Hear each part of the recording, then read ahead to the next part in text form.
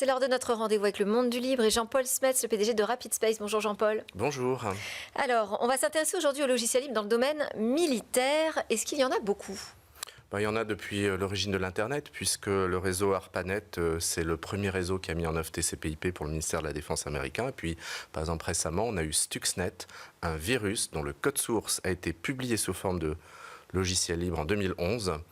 Et en fait, il a été publié après une attaque sur des centrifugeuses d'enrichissement d'uranium en Iran.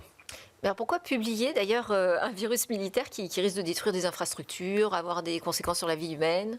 Et donc en fait, pourquoi faire proliférer un virus dangereux ? C'est ma question. Voilà, parce que en fait, si on ne le fait pas proliférer, il y a des gens qui sauront le refabriquer ou savent que c'est possible de le refaire, donc on va le refaire et personne ne saura comment s'en protéger. Tandis que si on le fait proliférer, tout le monde va savoir comment ce virus attaque certaines machines et ça va donc apprendre à l'humanité à se protéger de ce type de virus. Et donc c'est la décision qui a été prise.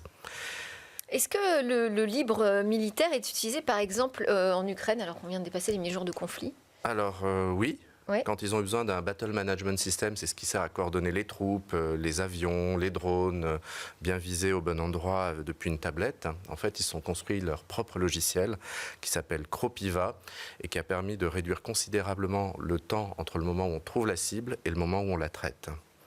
Et j'ai aussi découvert, alors en Autriche, c'est quelque chose assez incroyable, c'est un BMS, donc le même genre de logiciel, complètement libre, qui peut servir à la fois aux armées ou aux pompiers pour lutter en cas d'incendie. Donc complètement libre, 100%.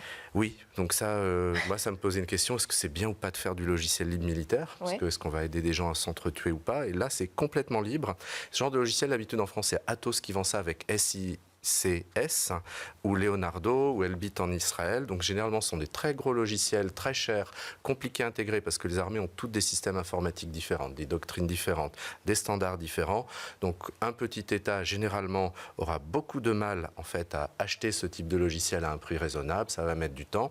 Et là, ce qu'on voit, c'est qu'avec un logiciel de BMS libre, n'importe quel petit pays peut acheter quelque chose finalement plus innovant, moins lourd que les standards OTAN ou SGI ou ce genre de choses. Et donc on voit que finalement un petit pays va se retrouver un peu au même niveau qu'un grand pays en termes d'organisation de sa défense. Et est-ce qu'on sait qui est précisément derrière cette solution, ce logiciel, et s'il y a un modèle économique ? Alors il y a Harry Wipperfürth, qui est un ancien du ministère de la Défense fédéral autrichien.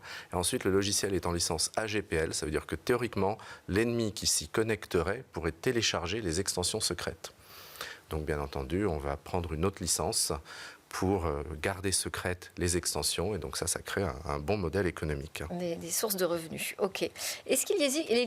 Existe-t-il aussi du matériel militaire libre ? Alors c'est quelque chose qui, dans le sens de l'histoire, vous savez à peu près 10 ans que l'agence de défense européenne cherche à mettre en commun les achats militaires en Europe pour éviter que tout le monde aille acheter en gros aux États-Unis son truc dans son coin. Donc on essaye de faire une DGA européenne qui fait des achats communs. Et le 14 novembre, pour la première fois, 300 millions ont été mis sur la table pour acheter en commun des missiles, des munitions et des véhicules.